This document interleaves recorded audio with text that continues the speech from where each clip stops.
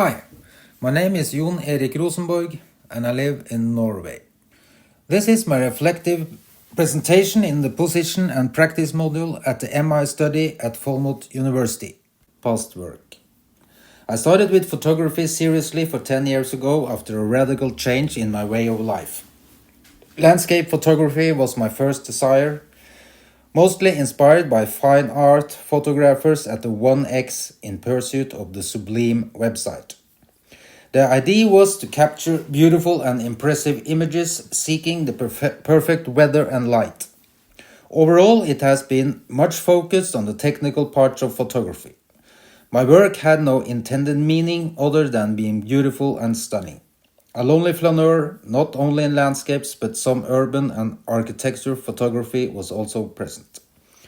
This interest in landscape photography resulted in a lot of traveling, alone with my camera, looking for the perfect site, weather and light. When traveling to Africa and Latin America, an idea of documentary photography also emerged, trying to describe the life and environment in less developed countries. My intentions was good, but I also learned the importance of consent, that you possible can invade people's privacy.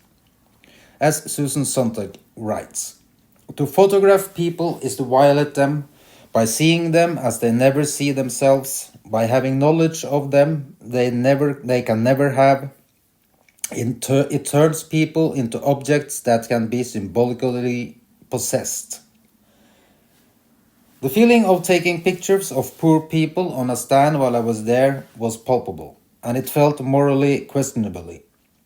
It could be described as the rich Western world's gaze at the poor world.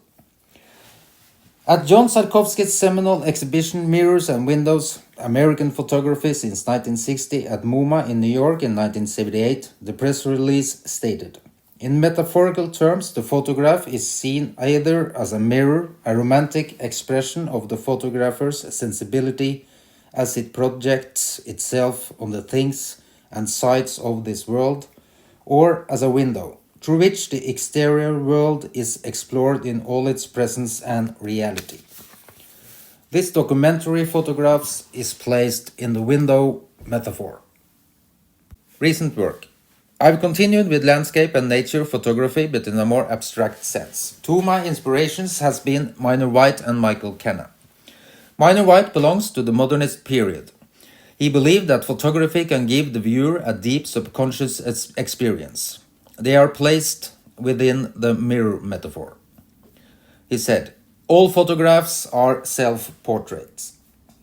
Michael Kenna is a contemporary photographer who uses very long exposures to capture etheric, dreamlike photographs. My recent work has been focused on details in nature. In my reflection and critique of my own work in the past and recent, I recognize the modernist values. My focus on beauty and technical skill has led me on a path that I'm not sure I want to go. Modernism can be said to be an old romantic idea, the idea of craft and the genius photographer who seeks a perfect, beautiful image with meditative meaning or enlightenment of our consciousness. Presented by, amongst others, Ansel Adams. He said, a great photograph is a full expression of what one feels about what is being photographed in the deepest sense and is thereby a true expression of what one feels about life in its entirety.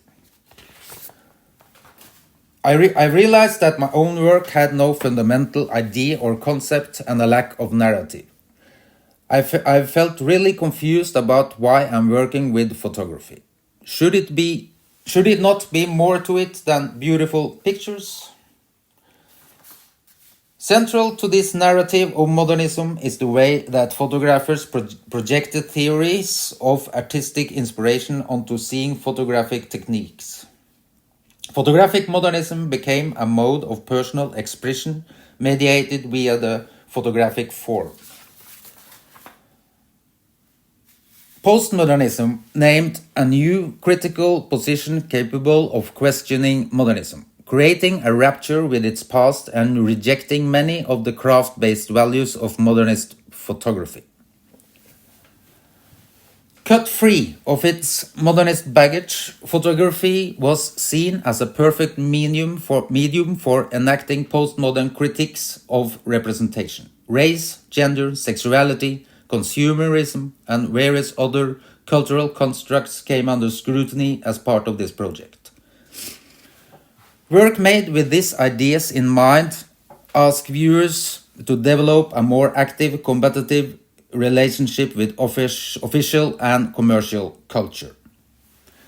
As knowledge and insight in photography art increases, I can look at my pictures with a new approach, without the restriction the focus on beauty and craft developed. Here is some of my old pictures that have got a new meaning for me. Future work. With this knowledge, I will now try to give my future work another meaning and methodology, as I realize the importance of knowledge, context, and narrative in photographic art. With this in mind, I will look at my old photographs once more to identify a line into the future.